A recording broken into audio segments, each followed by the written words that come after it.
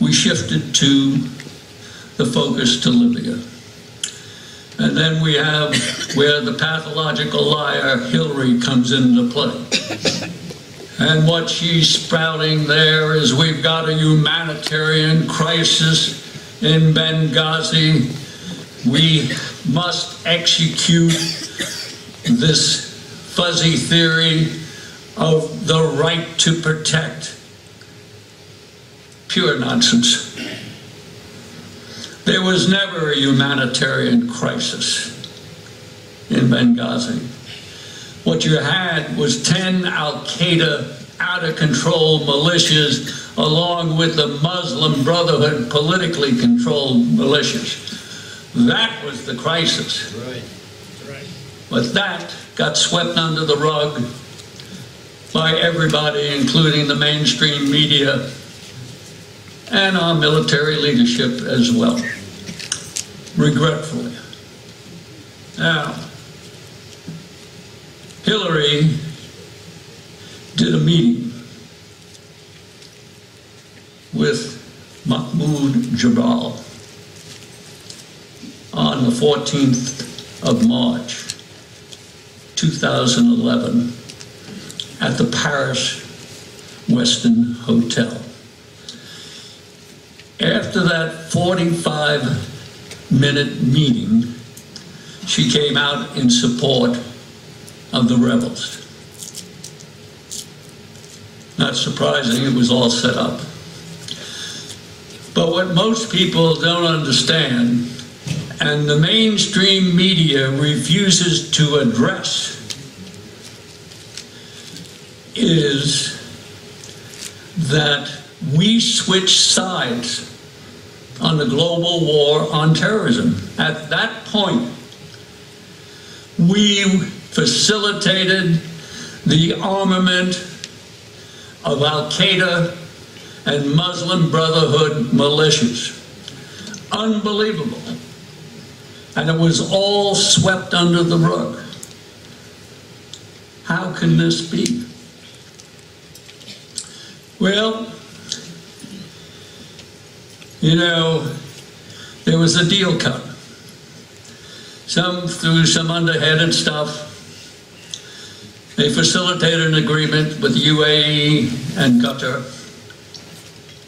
to provide $1 billion worth of arms to the rebels in Libya fighting Gaddafi. And what you got to remember, Gaddafi was our ally.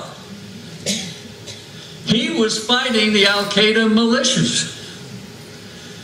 And I know Chuck Kubik is going to cover the truce negotiations that he was directly involved in.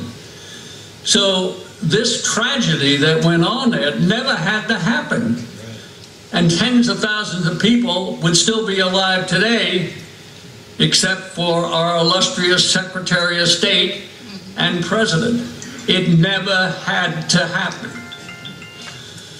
So, here we have $1 billion worth of arms flowing into Libya.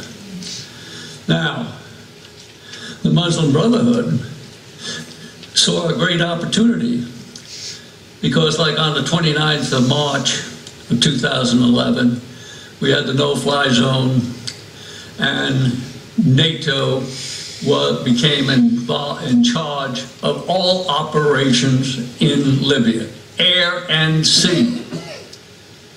So we were complicit in this, what I consider, illegal arm transfer to our enemy. So, here we go. Well, as you all know, Gaddafi was killed in October of 2011. Chris Stevens was the representative to the transnational committee. He then, in May, took over as ambassador, relieving Ambassador Krenz. By the way, who had also put in to to receive additional security forces for our special mission compound because he understood the dangerous situation. In April, Hillary turned it down. Not only turned it down, withdrew additional security forces. Now, Ambassador Stevens took over. He had a relationship with a number of people in Benghazi. However, the situation was spinning out of control. On the 6th of April, 2012, we had an IED go off at our special mission compound, which blew a hole in the wall. In May, we had 2 RPGs fired at the International Red Cross office. We had a bomb go off outside the hotel where Stevens was staying and the UK ambassador. On the 6th of June, we had another IED go off at our special mission compound that blew a 30-foot hole in the wall. Now, I have to tell you this. 2 months after the special mission compound was open, there was a State Department analysis of the security of that compound. I happen to know the guy that did it. He's still on active duty, so his name cannot be used. But the analysis said, beef up the security or close it. That analysis is buried in the Accountability Review Board report. It'll never see the light of day. But it's all laid out there. Now, on the 7th of June, the UK ambassador almost got killed. He was in a 3-car convoy. He was in the second car. The first car had a mechanical problem. So the ambassador's car became the lead convoy, lead car in the convoy. The attack came, they took out the second car. They had dead information where he was, but through the grace of God, one of those magical things from above, he escaped. From that point on, both the UK and the International Red Cross said the situation in Benghazi in eastern Libya is untenable. They closed their offices. Now, I've always said there's both strategic and tactical warning of the attack that was going to take place in Benghazi. Stevens had been requesting additional security detachments. And on cue, everyone was turned down. You don't turn down a U.S. ambassador. No, sir. You support him. Right. And I got to tell you, you know, when I first heard of what went on there, I did an op-ed, and I said, you know, this is un-American. We don't leave our people in the field.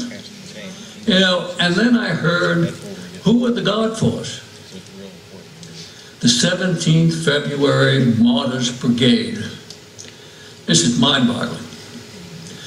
This is a group that's part of the Ansar al-Sharia terrorist group that carried out the attack on our special mission compound. You know, in fact, when we rented that compound, 2 weeks after we rented it, Ansar al-Sharia rented the house right next door. They were able to monitor everything that was going on in our embassy. There were no surprises. So here we go. On the 16th of August,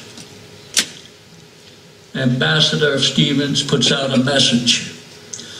Our special mission compound cannot withstand a coordinated attack.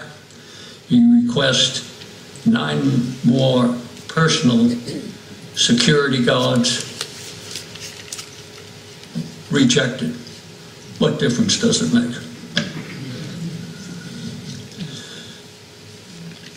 Then we go ahead, and I gotta tell you, you can't make a story up like this. Here we go. We got the morning of 9/11.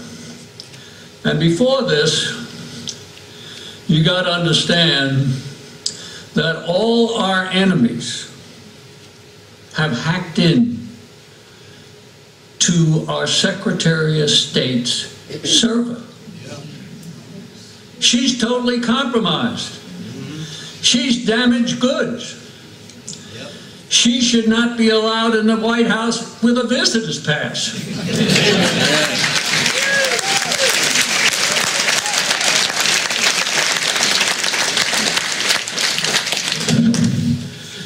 All right. So, the morning of 9/11, what's the first thing? Well, Stevens goes from Tripoli over to Benghazi, even knowing the out-of-control security situation. None of you would put yourself in the crosshairs of a terrorist organization. Right. But that's what he did. He was not a dumb man. He understood the out-of-control security situation. So why did he do that? Now, before he went there, we used to have a 16-man special security team in Tripoli under the command of Lieutenant Colonel Andy Wood. And Andy Wood, I personally talked to Andy Wood. And I said, Andy, did you ever participate in any of the evacuation exercises? And he said, yes, he did. I said, tell me about them. And he said, well, if an attack came, we were to get the ambassador to the safe house, the safe room, the secure room.